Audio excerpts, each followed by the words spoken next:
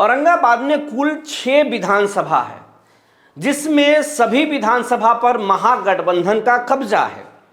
2 विधानसभा औरंगा और कुटुंबा सुरक्षित पर कांग्रेस का कब्जा है, तो वहीं 4 विधानसभा पर राजद का कब्जा है।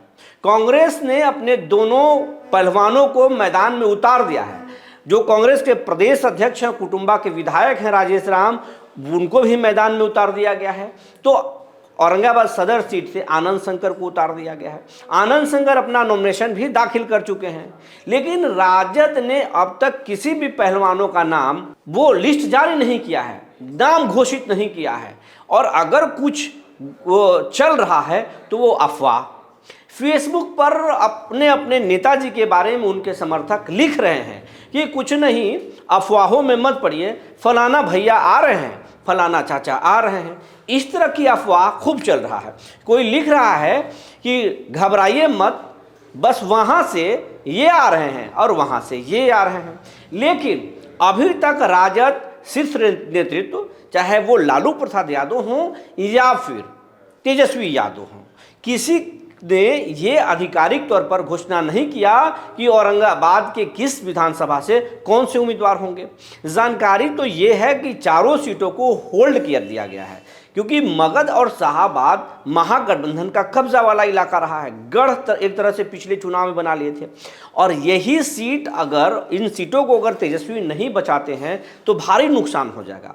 जिस तरीके से इस बार एनडीए ने अपने मैदान में प्रत्याशी उतारे हैं, उससे राजद को लगता है कि नुकसान हो जाएगा। लिहाजा और एंटी इनकम्बेंसी उम्मीदवारों का, उनके विधायकों का पीछा कर रहा है, यानी विरोध की लहर वो पीछा कर रहा है। अब उसको कंट्रोल करने के लिए, डैमेज कंट्रोल करने के लिए तेजस्वी यादव नए पहलवान उतारने की तैयारी में है। जो सूर्य विहार के पास जानकारी है, कहें तो वो आधिकारिक तौर पर हम नहीं कह सकते हैं, लेकिन राजद के लोगों से हैं, राजद के शीर्ष नेतृत्व के कुछ लोगों से ही हमारी जब बात हुई तो ये पता चला कि चारों सीटों को होल्ड किया गया है। अब अगर बात हम ओबरा का करें तो ओबरा के जो स्थानीय विधायक हैं वो ऋषि कुमार हैं, लालू परिवार के बेहद करीबी हैं, कांति सिंह के बेटे हैं। उनका टिकट काटना राजद को नुकसान हो सकता है, लेकिन उनको मैदान में बने रखना भी राजद को लग रहा है कि जोखिम भरा हो सकता है। हालांकि उम्मीद कम है कि ऋषि कुमार का टिकट कटे। ऋषि फिर से मैदान में रिपीट हो सकते हैं, लेकिन वेट एंड वॉच में राजद लगी हुई है। मैदान को देखा जा रहा है कि कहीं कोई मुकम्मल मजबूत उम्मीदवार मिले या ना मिले, ये कहा जा रहा है। अगर हम बात करें गोह की, तो गोह जो विधायक हैं भीम यादव, उनको इस बार कहा जा रहा है, ये बातें चल रही हैं, ये आधिकारिक जानकारी नहीं है, हम ये नहीं कह सकते कि ये आधिकारिक जानकारी है। जब नबीनगर विधानसभा में आनंद मोहन को जदयू ने मैदान में उतार दिया, एक मजबूत राजपूत नेता को, और नबीनगर को चित्तौड़गढ़ कहा जाता है, ऐसे में अब डब्लू सिंह को वहाँ पर मैदान में रहना राजद को थोड़ा लगता है कि मुश्किल भरा हो सकता है। हालांकि डब्लू सिंह के समर्थकों का कहना है कि आनंद मोहन से अगर कोई टक्कर ले सकता है तो वो डब्लू सिंह ही ले सकते हैं। अगर राजपूत का टिकट लालू प्रसाद यादव या तेजस्वी यादव नवीनगर में काटते हैं तो राजपूत वोट उधर शिफ्ट हो सकते हैं जेडीयू की तरफ, मुश्किल हो सकता है। हालांकि आनंद मोहन के खिलाफ में भी स्थानीय लोगों में विरोध है, हालांकि ये विरोध धीरे धीरे घट रहा है। लेकिन कहा जा रहा, जो बातें आ रही है कि जो गोह के विधायक हैं भीम सिंह यादव, वो बारून के रहने वाले हैं और नवीनगर विधानसभा में तमाम जातियों पर उनकी अच्छी पकड़ है, तो भीम सिंह यादव को गोह से नबीनगर शिफ्ट करने की बातें चल रही है। हो सकता है ये अफवाह भी हो और सही जानकारी भी हो, हम इस पर नहीं कह सकते कि ये पक्की खबर है, लेकिन ये बातें चल रही है। ये बड़े नेता भी कुछ बोल रहे हैं और ये कुछ लोग इसको अफवाह मात्र भी बता रहे हैं, तो इस पर हम नहीं जा सकते कि इसमें सच्चाई क्या है। लेकिन बात तो कुछ ऐसे ही चल रही है कि भीम यादव को गोह से नबीनगर शिफ्ट किया जा सकता है और फिर वहाँ पर गोह में औरंगाबाद के एक प्रख्यात सर्जन हैं डॉक्टर पुष्पेंद्र को गोह में उतारा जा सकता है, ताकि यादव तो रहे ही, जो कुशवाहा वोट एनडीए अपना मानता है, वो चाहे सम्राट चौधरी की वजह से या फिर उपेंद्र कुशवाहा की वजह से।